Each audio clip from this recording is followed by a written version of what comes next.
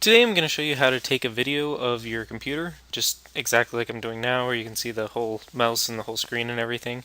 Uh, I'm going to show you a couple ways to do it. The first one is the free version. It works really well. I used to use it actually, so it makes very good videos.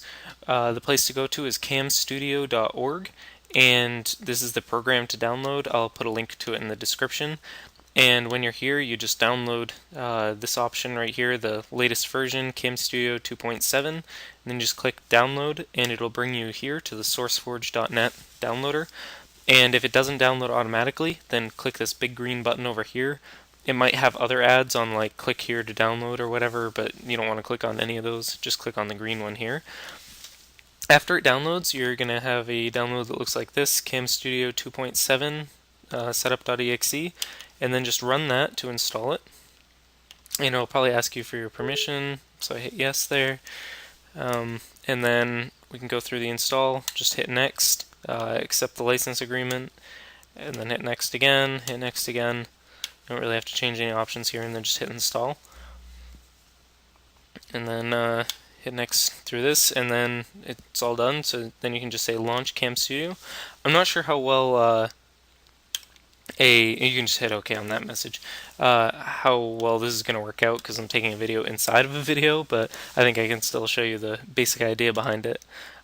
So when it's launched, you're going to see a little program down here that looks like that. It's like just a little in gray. Right click on it, or maybe click on it. Maybe I just need to restart the program. Let's see here. Okay. Okay, now it popped up. I don't know why it took so long. So when it pops up, there's a few options here. Really, your defaults are going to work pretty well, but the biggest thing is about what you want to record. So if you want to record the whole screen, or if you just want to record an active window. So that's going to be under the region tab here. So you're going to have fixed region, window, or full screen. Full screen is going to be everything. Window is going to be just the current active window. So if you select window and then you have like, I don't know why that's not working. Okay, if you have like this window open, then you would the video would just be of this. It wouldn't be anything outside this line right here or this line, like on the outside.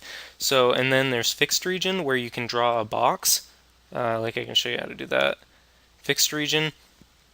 Like you can hit select there, and then just draw what you want for a region size. Like you can see that's 745 by 878. Or like you just with the fixed region, I think it's just messing up right now because I have another recorder running. But you click in the top corner, and then you click in the bottom corner of what you want to actually capture. So then once you have your region drawn, then there's other options here that I will probably explain in a different video. But like the major one might be if you go into video options. Actually, all of that is pretty good. Well, actually, if you go into video options, there's the quality. The higher you make this, the bigger the file is going to be, up to a very large amount. Like it can be even a gig per every 10 minutes or even larger than that. So if your file sizes are really big and you find that the quality is way more than you need it to be, like maybe you're just making little videos that don't need to be high quality, then you can turn the quality down. But if you're making like what you want to be really high quality videos for YouTube, like 1080p, then turn that all the way up to 100. Because it is worth it. You can notice it when it's really blown up to a big size. And then you can add things like screen annotations, video annotations. Just play around with that. You'll get like it's just for adding things to the screen.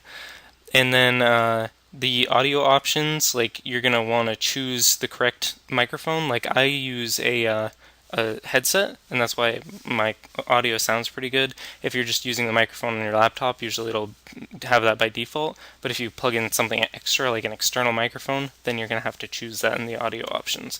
Like if I go here default input device. My headset is actually this Logitech USB headset, where if I just left it as this, it would use the laptop's microphone, which isn't as good and isn't as clear, so that can be important too.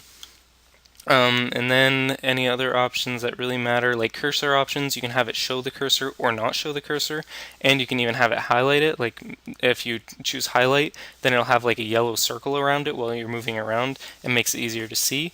That can be something you could be interested in. And then the auto pan, it'll follow your cursor.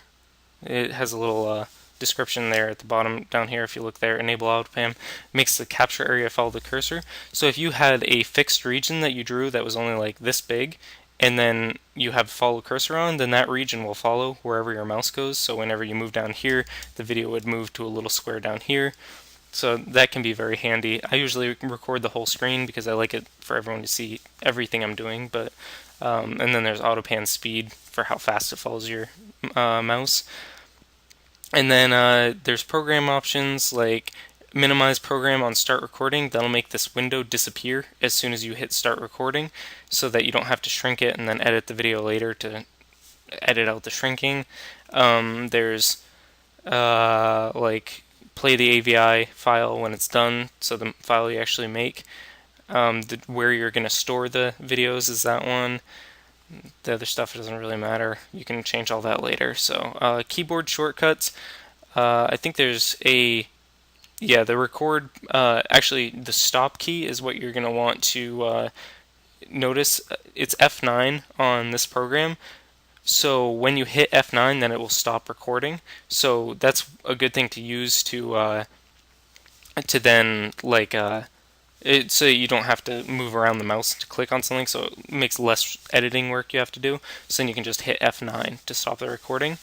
Other than that, it's all pretty self-explanatory. You can just try it out, but I'll try it here with so I'll say full screen because I want to record the whole screen, and I'm going to go into the options and choose minimize program on start recording, and then I'm going to hit record.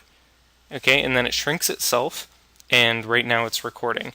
So when I want to stop it recording, then I can hit the F9 key, or I can open this back up. I don't know why it's not opening back up. I think I can just right click on, okay.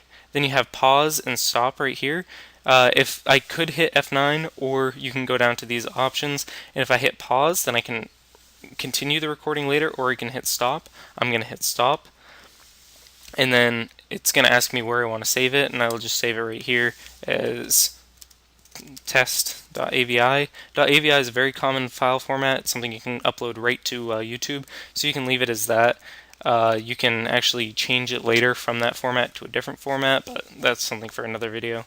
I would just leave it as AVI if I was you. And then hit save, and then you can just view the video. So it's made, and now I can just hit play. And there it goes. It might not have the audio correct. Actually, I have the audio turned all the way down here. If I turn up the audio, then you can probably hear me talking in it. But yeah, that's the main idea behind it. And you can see that it's kind of cut off right now. It's because I recorded in such a high quality that it's a lot bigger than the screen actually. So I might be able to change the zoom ratio here. Zoom to 1/4. Oh, it's a little too small, 1/2. So you can see that it recorded the whole screen, and if I jump through the program, through the video here, you can see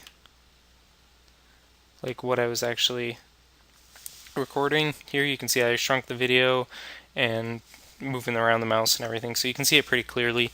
That's a really good program to use that is 100% free, so I would highly recommend it. I use a different program called Cam Studio. It's produced by TechSmith, and it's pretty expensive. I can show it to you here on Amazon. It's called, I use Camtasia Studio. You can see it costs like $270. I got it free from a place I used to work, so that's why I use it. If I didn't have a free copy of it, I probably wouldn't use it. It's nice, but it's probably not worth $300. But if you want a better thing than Cam Studio with more options and everything, then you can use that. So that's what I'm currently using. That's what this option down here is. Like, it shows you the duration of the video and everything. So it's really good, but it's pretty expensive. So And that's a choice for you to make. It works basically the same way, but it has just a few more options, works a little more smoothly. So, and that's how you make a video of your desktop.